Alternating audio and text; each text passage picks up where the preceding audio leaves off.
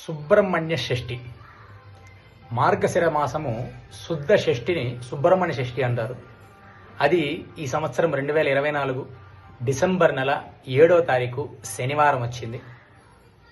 December నెల 7వ తారీఖు శనివారము మార్గశిర మాసము శుద్ధ షష్ఠి సుబ్రహ్మణ్య షష్ఠి.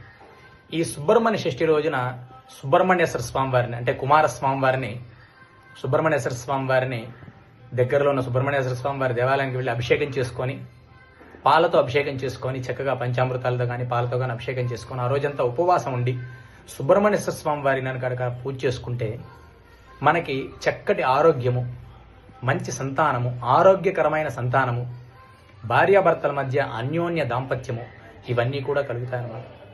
ఎందుకంటే చర్మ సంబంధమైన రోగాలు పోవాలన్నా, ఆరోగ్యకరమైన సంతానం కలగాలన్నా, ఇన్ టైంలో సంతానం కలగాలన్నా సుబ్రహ్మణ్య స్వామి వారికి అనుగ్రహం ఉండాలి.